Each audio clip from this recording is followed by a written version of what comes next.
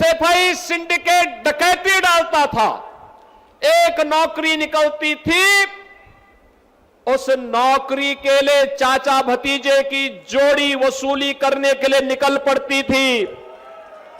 याद करिए, 2012 से लेकर के 2017 के बीच में जितनी भर्तियां निकली सब विवादित हुई। कहीं भी मेरिट का ख्याल नहीं रखा गया, कहीं भी योग्य लोगों को नौकरी नहीं मिली। 2017 के बाद प्रधानमंत्री मोदी जी के नेतृत्व में जो परिवर्तन हुआ, आज वो आप सबके सामने है। अकेले यूपी में हम लोगों ने पिछले 9-9.25 वर्ष में 9 लाख से अधिक यूपी के नौजवानों को सरकारी नौकरी यूपी राज्य सरकार के अधीन उपलब्ध करवाई है। आज जब मैं देखता हूं यूपी के अंदर कोई नौकरी का नियुक्ति पत्र वितरित करता हूं, यूपी पुलिस हो, शिक्षकों की भर्ती हो, अधीनस्थ सेवा चयन आयोग के माध्यम से अभियंताओं की भर्ती हो, या Uttar Pradesh public service commission के माध्यम से होने वाली कोई भी भर्ती हो, नियुक्ति पत्र में मुझे अब फतेहपुर के नौजवान भी दिखाई देते हैं। और फतेहपुर के नौजवान भी बड़े गर्व के साथ आकर के सीना तान करके अपनी योग्यता के अनुसार नियुक्ति पत्र प्राप्त करते हैं। तो मुझे अच्छा लगता है कि फतेहपुर का नौजवान भी नियुक्ति पत्र प्राप्त कर रहा है। आज बहनों और भाइयों, अगर विकास की योजना की बात होती तो सड़क हो, पुल हो, फ्लाईओवर हो, ब्रिजेज हो, बिजली हो, निवेश हो, हॉस्पिटल हो, मुख्यमंत्री कंपोजिट विद्यालय हो, या मेडिकल कॉलेज के निर्माण का कार्य, अब वह आपके जनपद में होता है। और फतेहपुर में पहले क्रांतिकारी होते थे, फतेहपुर में पहले स्वाधीनता संग्राम होते थे। याद करिए, यही के निर्भीक पत्रकार गणेश शंकर विद्यार्थी के नाम पर कानपुर का मेडिकल कॉलेज बन गया, लेकिन फतेहपुर वंचित था। और फतेहपुर में हम लोगों को यह सौभाग्य जाता है कि हम लोगों ने अमर शहीद जोधा सिंह अटैया ठाकुर दरियाव सिंह के नाम पर आपके फतेहपुर में मेडिकल कॉलेज दिया है। और मेडिकल कॉलेज आज यहां की स्वास्थ्य की सुविधा का एक महत्वपूर्ण केंद्र बिंदु बना हुआ है। अब बेहतरीन कनेक्टिविटी है, और अब तो औद्योगिक क्षेत्र भी आपके फतेहपुर के अंदर तैयार हो रहा है। मैं यहां देख रहा था अभी प्रदर्शनी को, कितनी अच्छी प्रदर्शनी थी, कितना पोटेंशियल है। ये पोटेंशियल पहले भी था, एक क्षमता पहले भी थी। यहां पे पीओज काम कर रहे हैं, 1 डिस्ट्रिक्ट 1 प्रोडक्ट में यहां का कुजीन एक नई पहचान बना रहा है। यहां का नौजवान जहां कहीं भी जाता है अपनी पहचान बनाता है। और जब मैं यहां के अन्नदाता किसानों की जो भी जैविक प्रोडक्ट है, नेचुरल फार्मिंग के कार्यों को देखता हूं, खासतौर पर पूर्व मंत्री उत्तर प्रदेश सरकार में मेरे साथ यहां पर पूर्व मंत्री के रूप में श्री धुन्नी भैया ने जो है उनके खेत की उपज जब प्राप्त होती है, रणवेंद्र सिंह धुन्नी जी के खेत थे, तो मुझे उसकी जानकारी प्राप्त होती रहती है। बहनों और भाइयों, क्या यह 2017 के पहले संभव था? क्या यह 17 के पहले संभव था? नहीं था, क्योंकि तब न युवा सरकार के एजेंडे के हिस्से थे, न अन्नदाता किसान सरकार के एजेंडे का हिस्सा था, न विकास उनके एजेंडे का हिस्सा था। सफाई का विकास हो, बाकी सब भाड़ में जाए, और यही ये लोग करते थे। लेकिन अब मोदी जी के मंत्र के अनुरूप सबका साथ, सबके विकास के भाव के साथ डबल इंजन की सरकार अब विकास के कार्यों को मजबूती के साथ आगे बढ़ाने का काम कर रही है। बहनों और भाइयों, जिन्होंने युवाओं का शोषण किया, छात्रों के सामने अंधकार में जीवन दिया था, पूरी की पूरी पीढ़ी के भविष्य के साथ खिलवाड़ किया था, आज वो समाजवादी पार्टी और कांग्रेस किस प्रकार की घड़ियाली आंसू बहाने का काम कर रही है।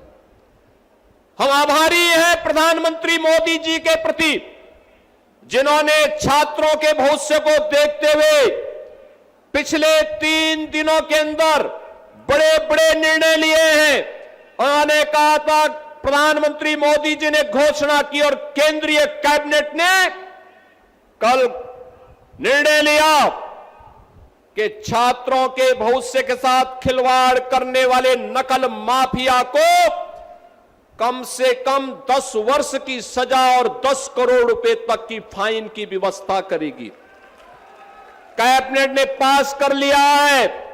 अब सोमवार को देश की संसद में यह बिल आने वाला है। मान करके चलिए, माफिया मिट्टी में मिलेंगे, कोई रोक नहीं सकता माफिया को मिट्टी में मिलने से। ये नकल माफिया, ये कांग्रेस और समाजवादी पार्टी की विरासत है।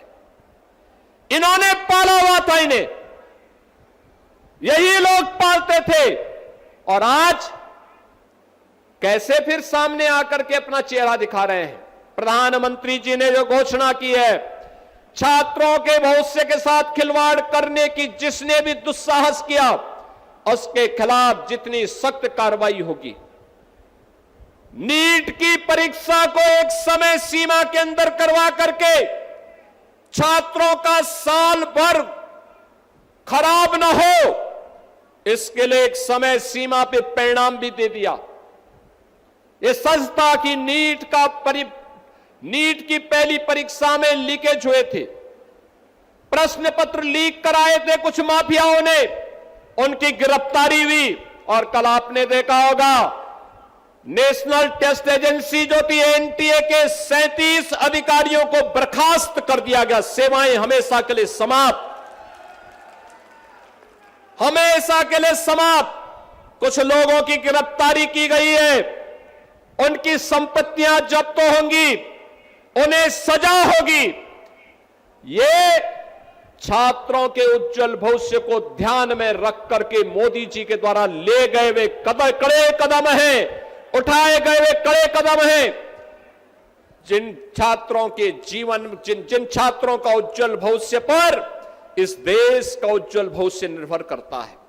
और मैं प्रधानमंत्री मोदी जी के द्वारा उठाए गए इन कड़े कदमों का हृदय से स्वागत करता हूं, उनका अभिनंदन करता हूं और आभार व्यक्त करता हूं कि प्रधानमंत्री जी, आपने छात्रों के लिए, आपने युवाओं के लिए पिछले 12 वर्ष में अनेक कदम उठाए हैं।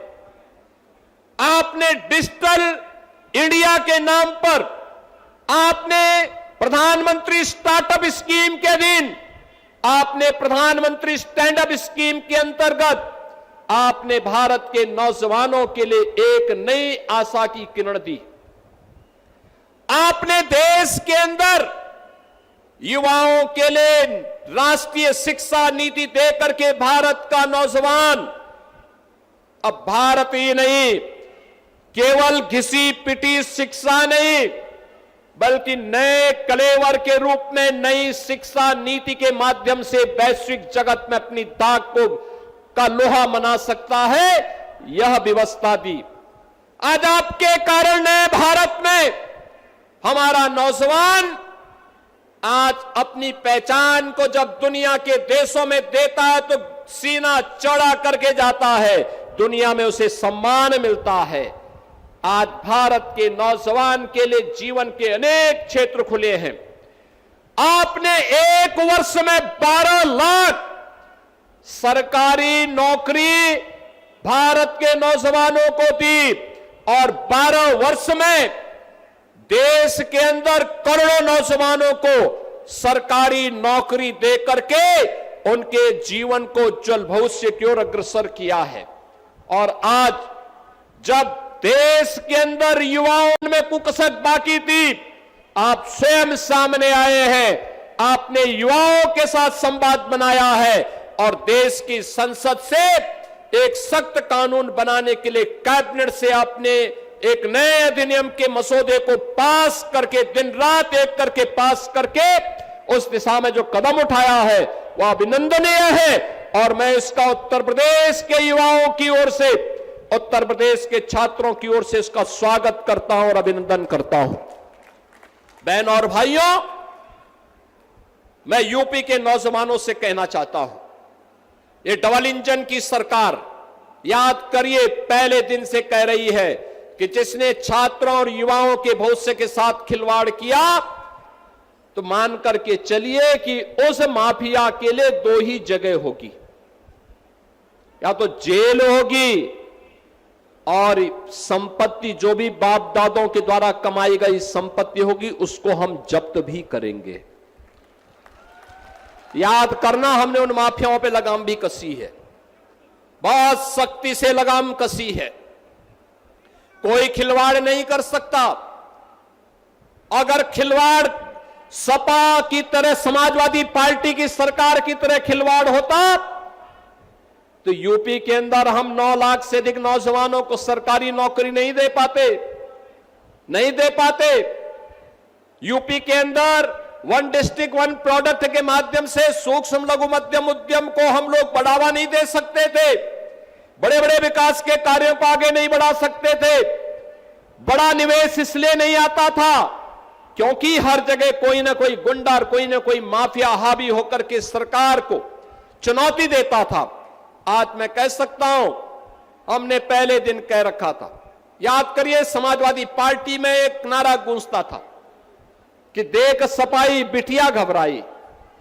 बहन और भाइयों, अब ये नहीं है, अब माफिया हो, पेशेवर माफिया हो या बेटी और व्यापारी की सुरक्षा के लिए खतरा बना हुआ कोई गुंडा हो, इनके लिए दो ही जगह, या जेल है या जहन्नुम है, इसके अलावा तीसरी कोई जगह नहीं है इनके लिए।